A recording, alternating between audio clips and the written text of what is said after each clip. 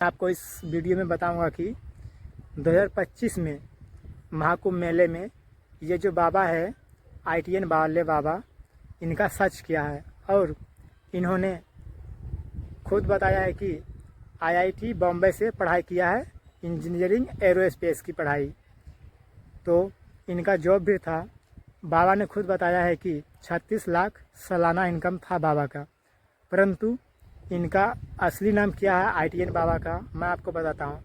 ITN बाबा का असली नाम है अभय सिंह, जो संन्यास अब ले चुका है। और इन्होंने बताया है कि अपने माता पिता को छोड़कर संन्यास ले लिया है और अपना जीवन इसी तरह बिताएगा, संन्यास के तरह।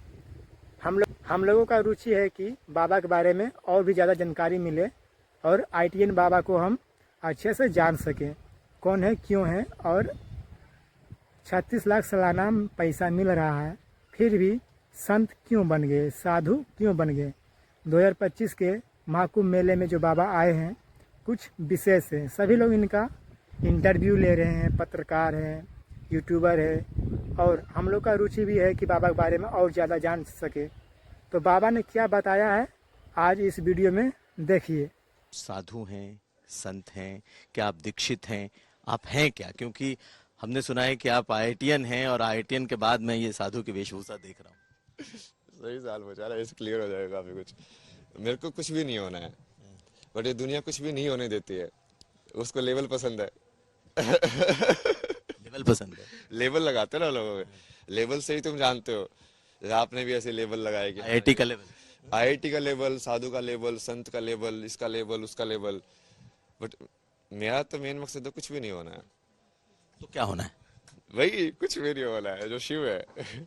जो कुछ भी नहीं होके भी है, क्योंकि जो कुछ भी नहीं है वो कुछ भी हो सकता है। फिर मेरे पास फ्रीडम है, फिर मैं बंधा हुआ नहीं हूँ। वही तो मुक्त है, वही तो फ्री है। यदि तुम कुछ बन गए तो तुम उस ढांचे में पकड़े गए। फिर तुमको यदि बदलना पड़ेगा तो कैसे बदलोगे टाइम के आने पे। तो आप बिल्कुल यूं ही मुक्त जीवन, मुक्त पर्सनालिटी रहना चाहते हैं। मतलब मेन वही है कि तुम बस जानते जाओ, उस रास्ते पे चलते जाओ, और जो भी तुमको सीखने को मिल रहा है सीखते जाओ।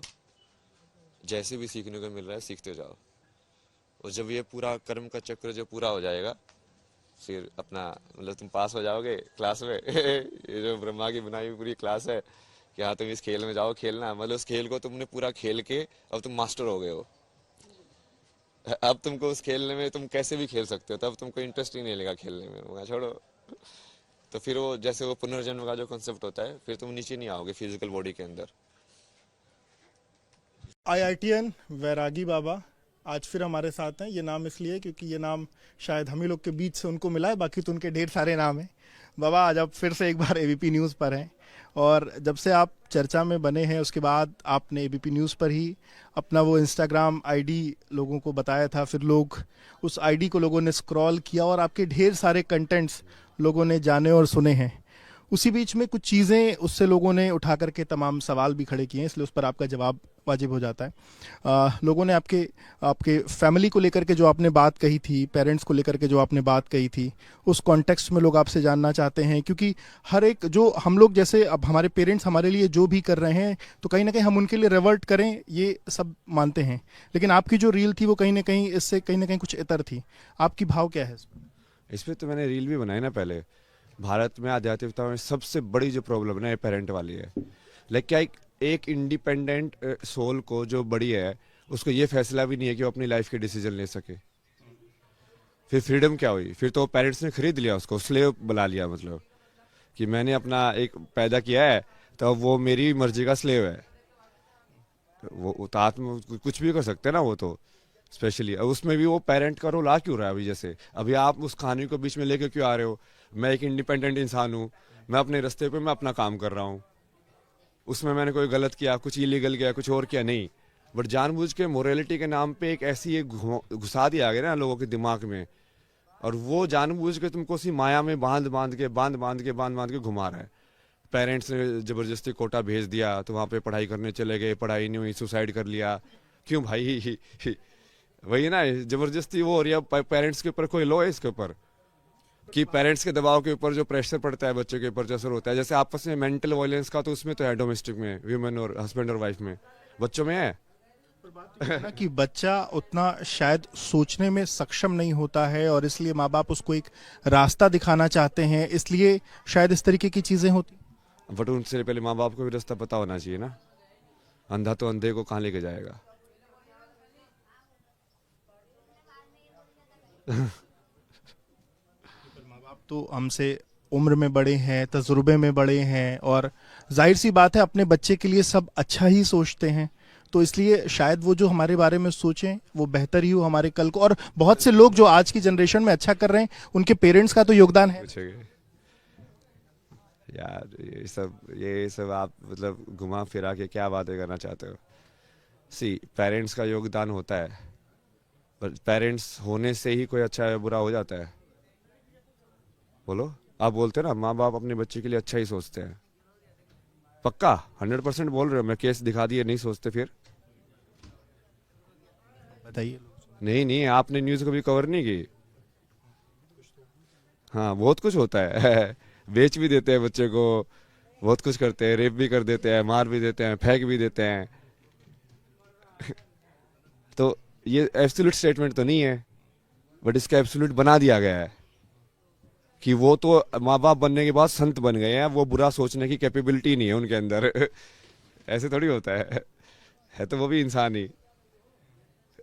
वो माँ बाप के रिश्ते में आ गया तो इसका मतलब वो संत बन गया, एकदम से कर्मयोगी बन गया।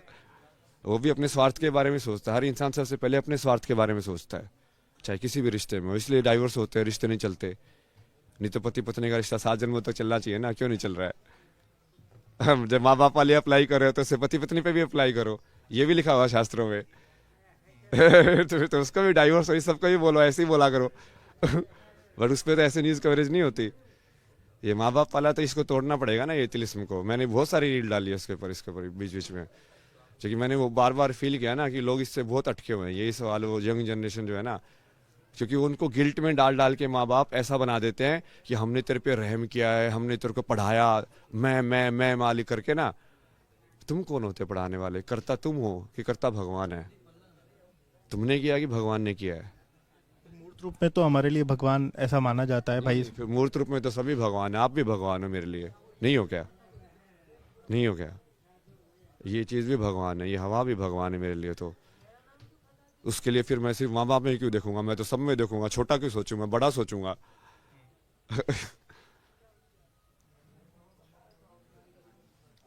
आपके आश्रम में हम गए पिछले दिनों, तो ये लोगों ने कहा कि अब आप वहाँ से गुप्त साधना में जा रहे हैं और इस तरीके की बात लोग कह रहे थे। आप लोगों ने कहा कि अब आप गुप्त साधना में जा रहे हैं प्रयागराज में, अब आप लोगों से नहीं मिलेंगे, गुप्त साधना में जाने की बात लोगों ने कही। ऐसा नहीं, मैं तो वैसे ही गुप्त रहता हूँ ना। आपको लोगों को लग रहा है कि आप सोच रहे हो आप मुझे खिला रहे हो, वो किसी को नहीं पता कि आप मुझे खिला रहे हो कि मैं आपको खिला रहा हूँ। आप सोचते हो कि आप न्यूज़ को स्टोरी को बनाएंगे और फिर इसका क्या है एंगल बनाएंगे सब। बट डाल कौन रहा है, बीज कौन डाल रहा है? उसको पता है कहाँ पे बीज जाने वाला है।